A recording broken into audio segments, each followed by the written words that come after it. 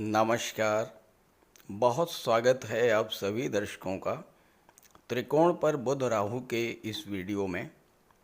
बुद्धि, वाणी, व्यापार, वाणिज्य, share market, IT sector, communication power और तर्क शक्ति के कारक युवराज बुध 5 अगस्त से सिंह राशि में वक्री अवस्था में गोचर कर रहे हैं और वक्री अवस्था में एक भाव पीछे का भी फल प्रदान करेंगे, यानी कर्क राशि का भी फल देंगे। और 22 अगस्त को वक्री अवस्था में ही कर्क राशि में गोचर कर जाएंगे। तो इस तरह से पूरे 31 दिन राहु से त्रिकोण पर रहेंगे। बुध राहु के मित्र भी हैं, वक्री होने पर और अधिक बली होंगे, साथ ही साथ त्रिकोण पर होने से राहु भी एक्टिवेट होंगे और बुध भी एक्टिवेट होंगे। बुध राहु के संबंध में ज्योतिष शास्त्र का एक महत्वपूर्ण सूत्र मैं आपको बताने जा रहा हूँ। राहु पहले, तीसरे, पाँचवें, छठे, नवें और 10वें, 11वें भाव में अगर हैं तो अद्भुत प्रभाव देते हैं।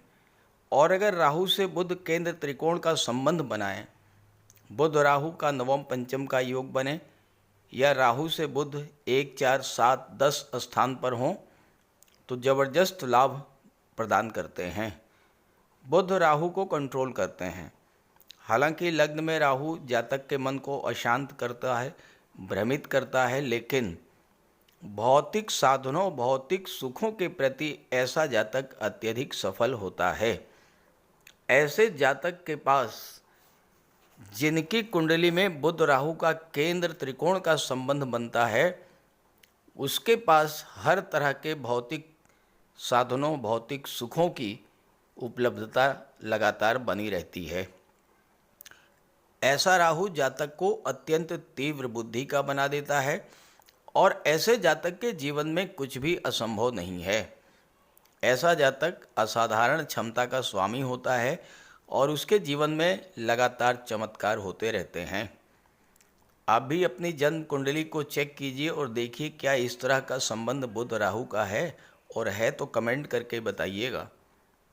अब आइए समझते हैं कि त्रिकोण पर बुध राहु के होने का कन्या राशि के जातकों के जीवन पर क्या प्रभाव पड़ेगा। ये विश्लेषण आपकी चंद्र राशि के आधार पर किया जा रहा है और वीडियो के अंत में मैं आपको बुध के उपाय भी बताऊंगा। तो ये है कन्या राशि के जातकों की कुंडली।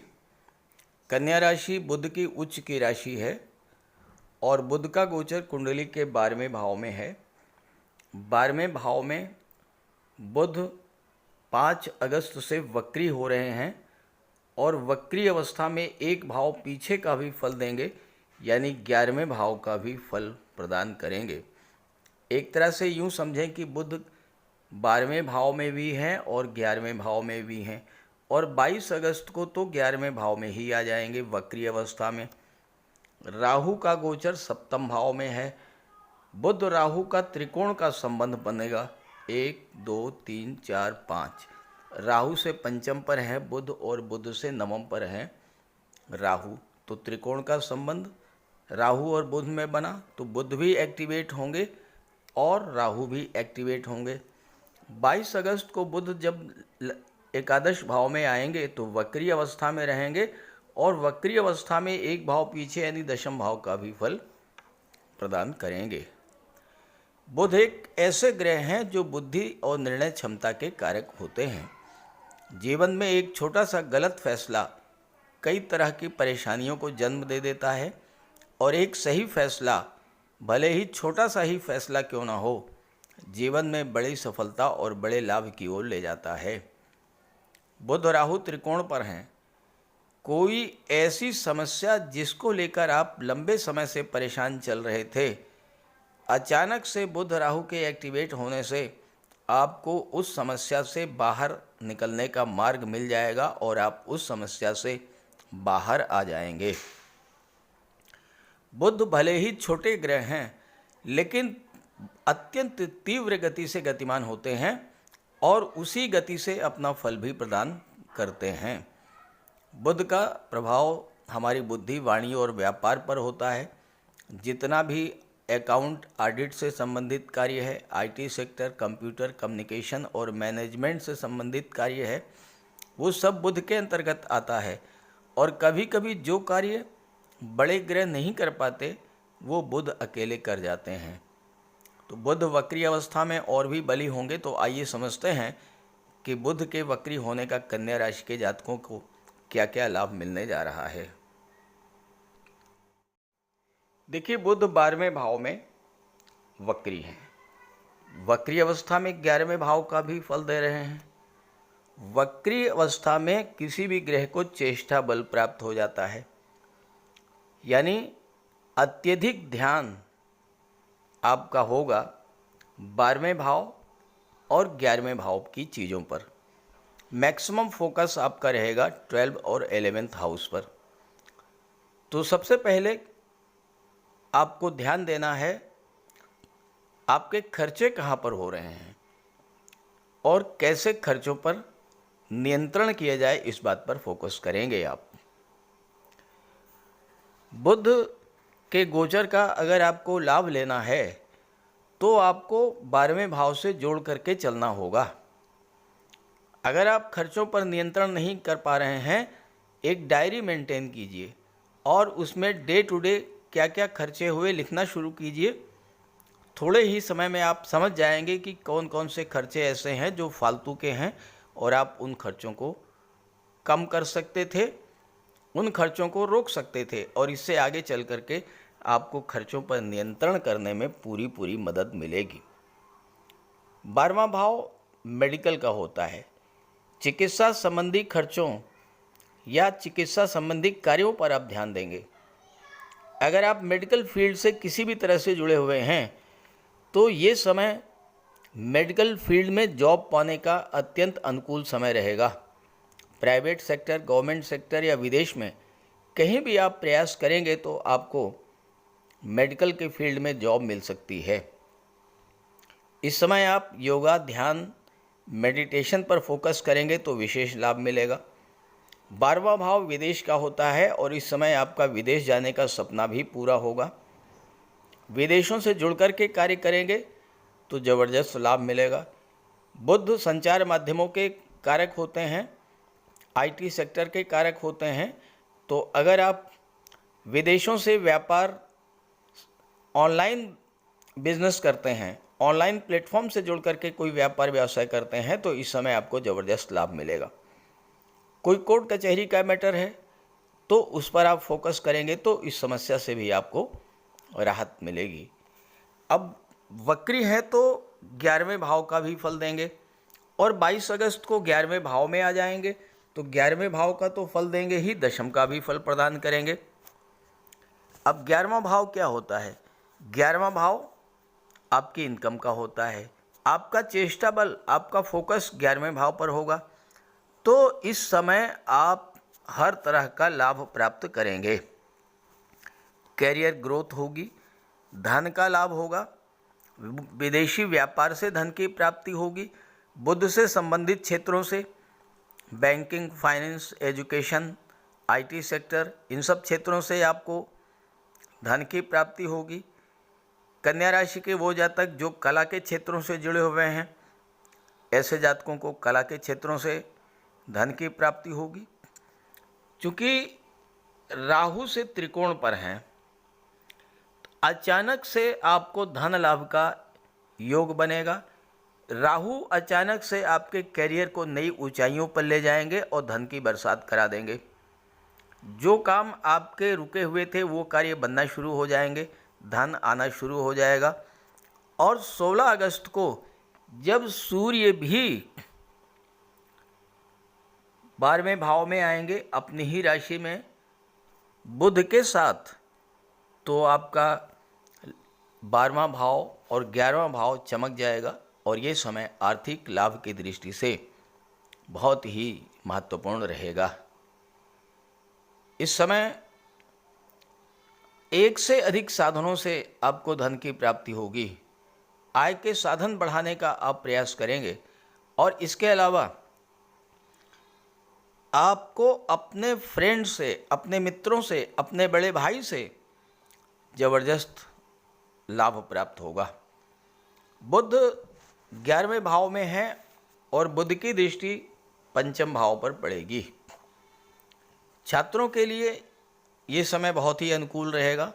संतान प्राप्ति का विशेष योग बनेगा और 16 अगस्त के बाद जब सूर्य भी बुध के साथ आ जाएंगे, उस समय जो विवाहित हैं और संतान प्राप्ति के इच्छुक हैं उनके लिए जबरदस्त लाभ का योग बनेगा। और चूंकि 7वें भाव में राहु हैं और 7वें भाव के स्वामी गुरु हैं जो कि संतान के और विवाह के कारक होते हैं, तो इस समय आपके विवाह का भी प्रबल योग बनेगा।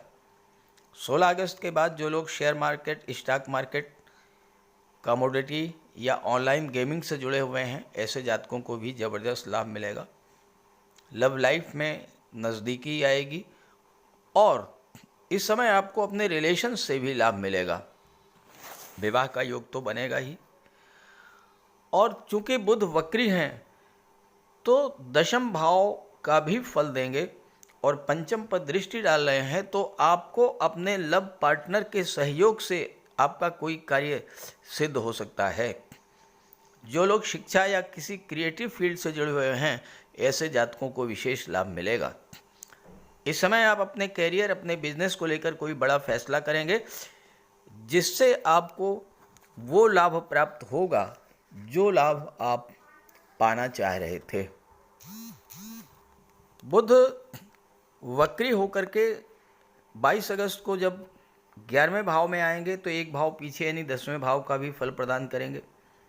तो चेष्टा बल 10वें भाव पर होगा, यानी आप 10वें भाव अपने कार्य क्षेत्र को लेकर विशेष प्रयत्नशील होंगे।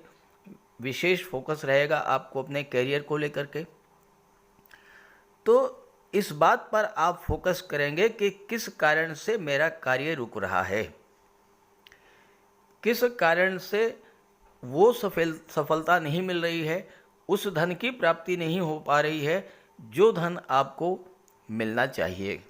और चूंकि बुध आपके लग्न के भी स्वामी हैं, तो आपके बौद्धिक क्षमता में वृद्धि करेंगे, निर्णय लेने की क्षमता में, बुद्धि बल में वृद्धि करेंगे और आप इस बात की तह तक जाएंगे कि किस कारण से आपको सफलता नहीं मिल रही है, कार्य सिद्ध में कहाँ से बाधा आ रही है और कैसे दूर करें।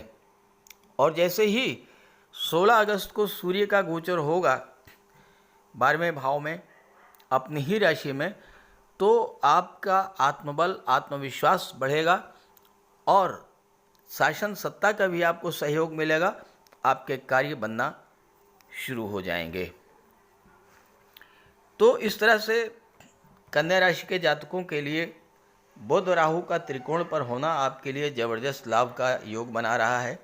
विदेशों से लाभ मिलेगा, मित्रों से, बड़े भाई से, सोशल सर्किल से लाभ मिलेगा, कैरियर ग्रोथ देखने को मिलेगी, आपका आत्मविश्वास बढ़ेगा, आत्मबल बढ़ेगा, आपकी बौद्धिक क्षमता बढ़ेगी, निर्णय लेने की क्षमता बढ़ेगी और आप धन को लेकर, कैरियर को लेकर, परिवार को लेकर, संतान को लेकर के कोई ऐसा फैसला लेंगे जिससे कि आपको आगे चल कर के बहुत बड़ा लाभ मिलेगा।